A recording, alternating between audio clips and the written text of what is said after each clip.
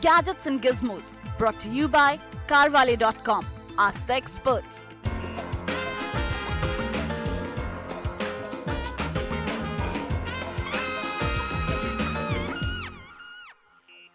Hello and welcome to the Gadgets and Gizmos show on Headlines Today. I'm Siddharth Sharma, and over the next half an hour, we've lined up a very interesting show for your tech appetite.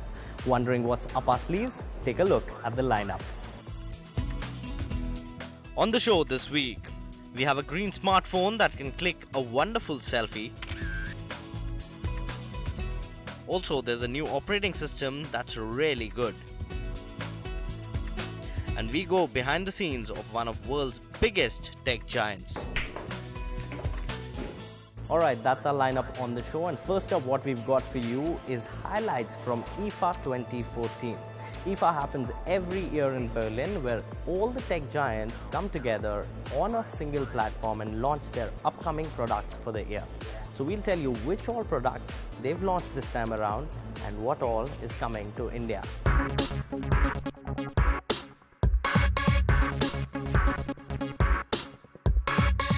As IFA 2014 kicked off in Berlin this week, a lot of new flagship and innovative products were launched by major tech giants from across the world. Here are the big highlights from the IFA 2014.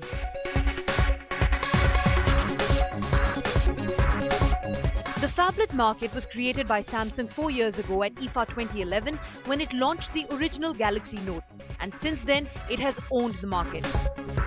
Samsung has brought its new refreshed design language to the Note 4, which has an aluminium frame like the Galaxy Alpha. It has retained the 5.7-inch screen size of the Note 3, but has given it a massive resolution upgrade in the form of a Quad HD resolution, 2560 by 1440 pixels. The phablet uses the fastest ARM-based mobile CPU in the market in the form of the Qualcomm Snapdragon 805 chipset clocked at 2.7 GHz. In India, Samsung sells its Exynos-based devices. So it is likely that here the company will launch the Note 4 powered by Exynos processor. The Note 4 has 3 GB of RAM, 32 GB of internal storage and a micro SD card slot that supports up to 64 GB of storage. Samsung is going big on photography with the Note 4. It will be coming to India in October 2014 and don't expect it to be priced anything less than 50,000 rupees.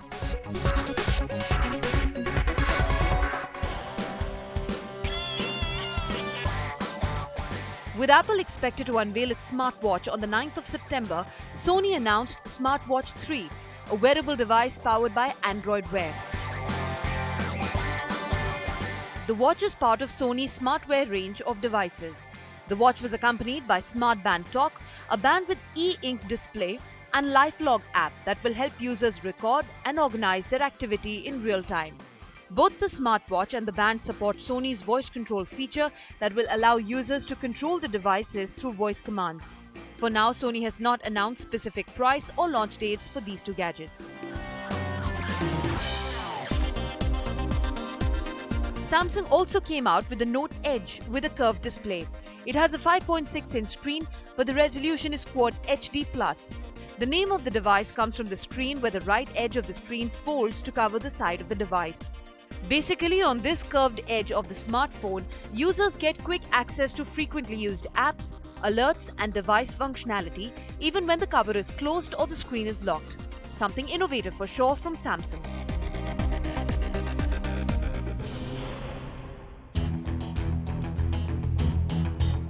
Sony also came out with the new Xperia Z3 smartphone and a compact variant to it. Sony Xperia Z3 sports a 5.2-inch Full HD display. Powered by a 2.5 GHz Qualcomm Snapdragon 801 processor, Adreno 330 graphics and 3 GB RAM, the phone comes with 16 GB internal storage and a micro SD card slot that supports cards up to 128 GB. It runs Android 4.4 KitKat with Sony's custom UI running on top. The waterproof and dust-resistant phone sports a 20.7 megapixel rear camera and a 2.2 megapixel front-facing camera. Sony has not revealed the pricing and availability of the two phones, but they are expected in October with a massive price tag, of course. Alright, now that there's plenty to look forward to from IFA 2014, it's time for us to click a selfie with this. This is the new green machine from Sony. This is called the Sony Xperia C3.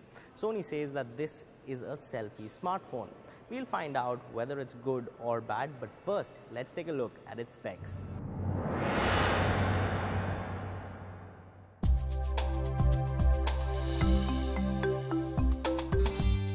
The Sony Xperia C3 comes with a 5.5-inch IPS LCD capacitive touchscreen, which translates into a resolution of 720 by 1280 pixels.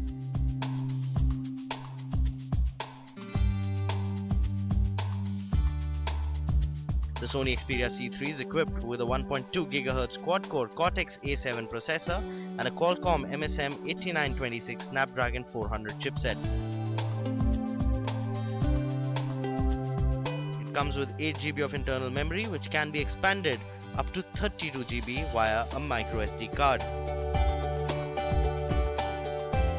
The Sony Xperia C3 runs on Android KitKat operating system, which is loaded with Sony's own UI. The phone also sports a 8-megapixel primary camera with autofocus and LED flash. The secondary camera on the device is a 5-megapixel one, also with an LED flash. The Sony Xperia C3 comes with a lithium-ion 2500 mAh battery and is priced at Rs 23,990.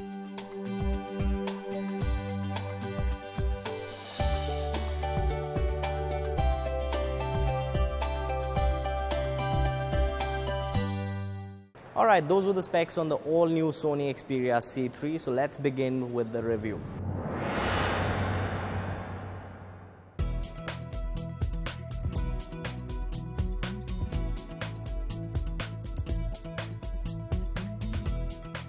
Design-wise, this is a pretty fragile phone, but nonetheless designed with Sony's industrial design quality.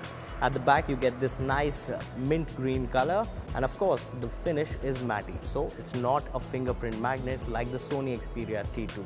It is thin, it is lightweight, weighs just 150 grams, though at times it feels a little fragile, but it's not. It's quite a sturdy smartphone, and design-wise, this is on the money.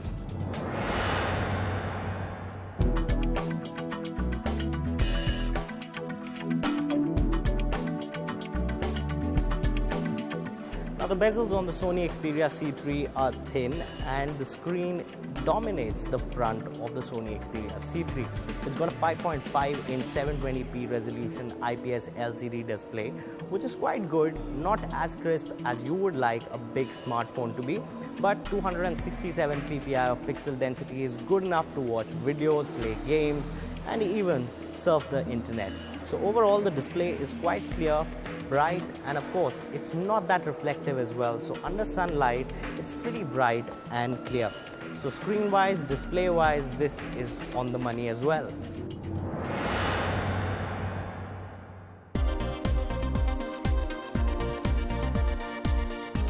Now Sony Xperia C3 is a dual SIM smartphone. It is priced a little higher than other dual SIM smartphones that you might get in the market. It's priced at almost Rs 23,990. But here's the good part. It's powered by a 1.2 GHz Qualcomm Snapdragon 400 processor, which is a quad-core processor backed by 1 GB of RAM. It is the same processor that you get on the Moto G as well. So performance-wise, this smartphone does not lag at all. Multitasking is smooth enough, and of course, the screen size is just beautiful. So overall, you know, there's a lag-free experience, and of course, Sony UI is on it. It runs on Android 4.4 KitKat. So everything it has going for it. And performance-wise, this has no issues at all.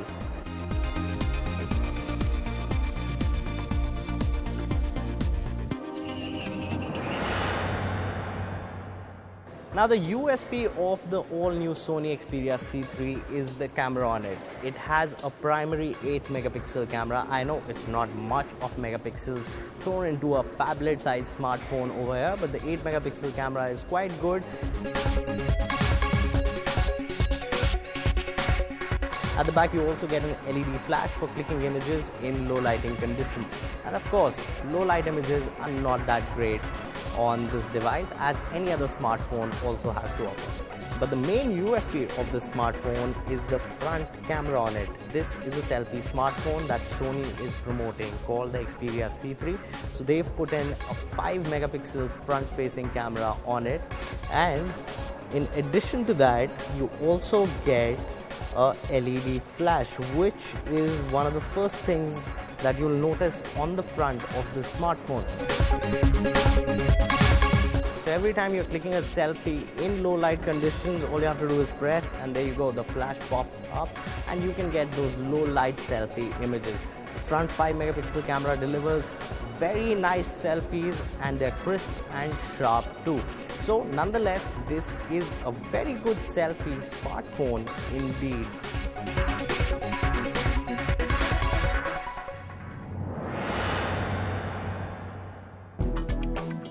Now with the 2500 mAh battery on the Sony Xperia C3, it does not last you an entire day.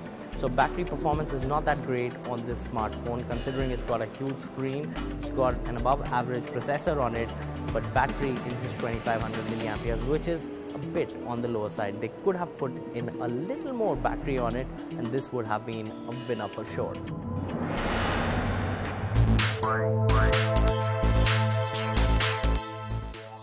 All in all, for a price tag of Rs 23,990, this smartphone is a bit expensive for what it has to offer in the market right now.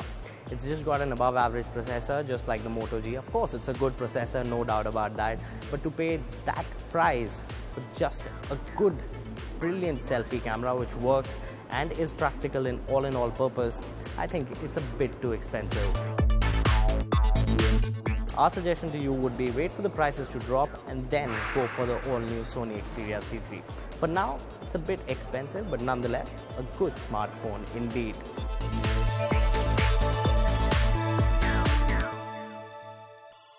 And with that, it's time for us to take a very small break on the show, but you guys don't go anywhere because there's a lot more technology action coming your way on the other side.